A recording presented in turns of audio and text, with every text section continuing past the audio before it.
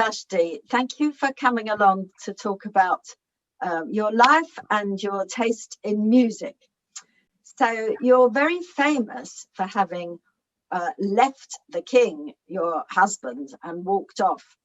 And we will be talking about that soon. But first, I'd like to go back to when you were a little girl and ask you, was it always your ambition to be a queen when you grew up? Were you the sort of little girl who wore princess costumes and so on? Good morning, my dear. It's so lovely to have me on your show this morning. Thank you for inviting me. Not at all. No. When I was a little girl, I was somewhat of a tomboy, actually.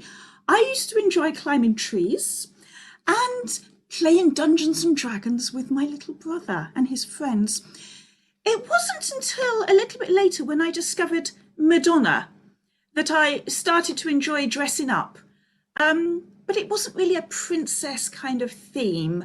I don't think I'll say too much about it now because there are young children present. But if you Google Madonna desperately seeking Susan, you may get an idea of the sort of way that I would dress as a teenager. Okay. And what were you like at school? Did you like going to school? What was your favourite subject? Oh, my dear, I was vile. I was absolutely vile at school. I quite liked some of my subjects, but it really depended on which teachers I fancied the most. So I quite enjoyed maths because I really fancied my maths teacher. He had a moustache, so I don't really know what that says about me.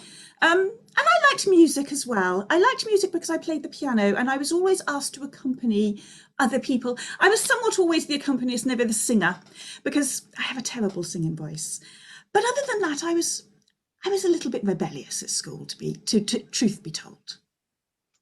Well, now let's hear about your first music choice. So usually we ask you, if you were cast away on a desert island and you only had a limited number of songs that you could take with you until you were rescued and you were lonely there, what would you choose? So tell us about the first one.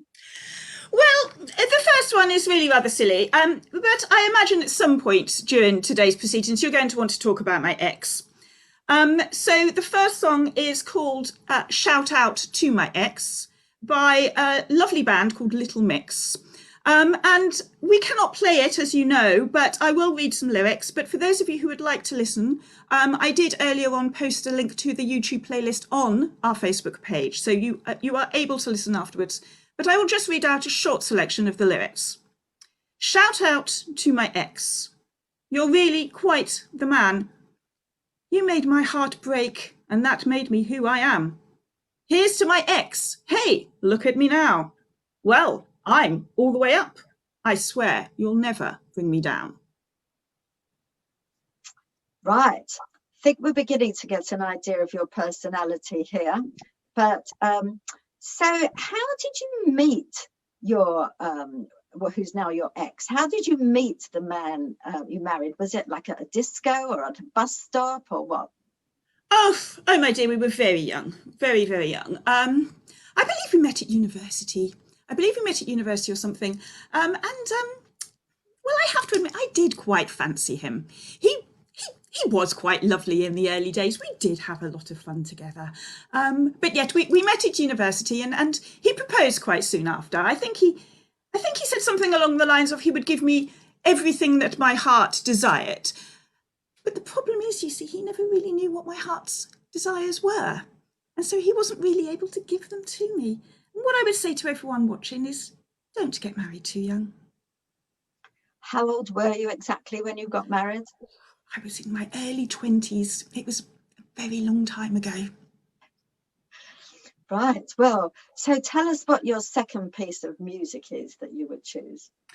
Well, after he kicked me out, and I have to admit I was a little bit miffed to begin with, but I think everybody thought that I was just going to wither away and die somewhere.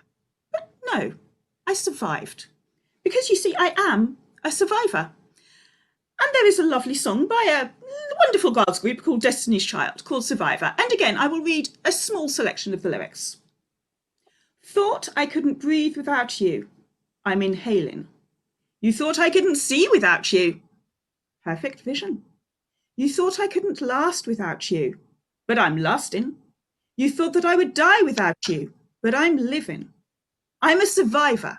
I'm not going to give up. I'm not going to stop. Oh, I'm going to work harder. I'm a survivor. Wow. So did you enjoy your life as queen? What did you do in the palace all day? What was like your job? Did you just sit on the throne or? Oh, my dear, it was really rather dull. I always had to be on show for King Aha and his friends. I call him King Aha because I can never really pronounce his name. And I always had to be on show. And you know what? I only like to be the centre of attention on my own terms. But I always had to be dressed up and wandering around and just making sure everything was okay. And really, most of the time, I just wanted to be curled up on the sofa with my cats, with a few books. As you can see, I do like my reading. So, yes, it was a dull sort of life. I'm much happier now. Oh, well, that's fantastic. Well, tell us about your third record. Well, as I said earlier with my last one, I am a survivor.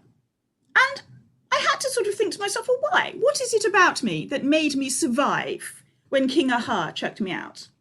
And I think it's really because not only am I a survivor, I am also a fighter. And there's another lovely young woman, Christine Aguilera, who has written a wonderful song called The Fighter. Again, I will read a small selection of the lyrics. Because it makes me that much stronger, makes me work a little harder. It makes me that much wiser. So thanks for making me a fighter. Made me learn a little bit faster. Made my skin a little bit thicker. Makes me that much smarter. So thanks for making me a fighter. Right. So tell us what happened in the big bust up. That's the thing we really want to know. How did it all come about? Well, my dear, it was like this. I had just got out of a lovely bath. Bubble bath, candles, wonderful. I put on my most comfortable yoga pants, poured myself a nice glass of wine, and I was just curling up on the sofa with my two cats, about to dive into a Netflix box set. I believe it was Schitt's Creek. And suddenly King Haha decided he wanted me to come and dance for him and all his mates.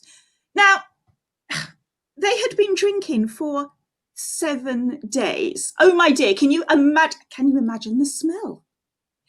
I was not going to get all my glad rags on and go and dance for him and his mates. No. So I just said, no, I have got an evening on my sofa with my cats, and that is where I'm going to stay. Sadly, you know what happened next. He chucked me out.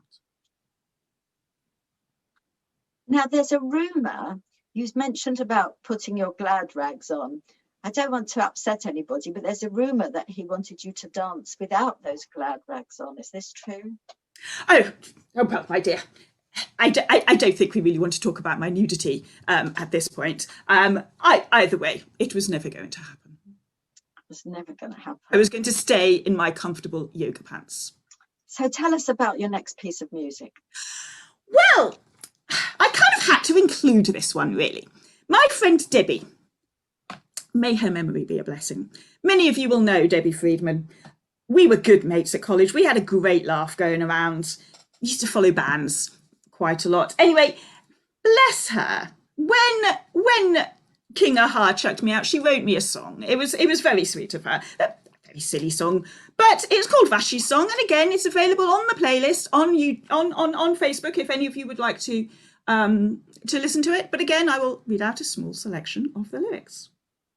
I was divorced. Doobie doobie doobie doo. That's not the worst. Doobie doobie doobie doo.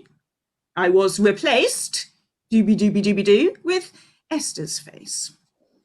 I told the king that one bag thing. I don't want to eat my meals with 100 men who deal in matters of the royal family.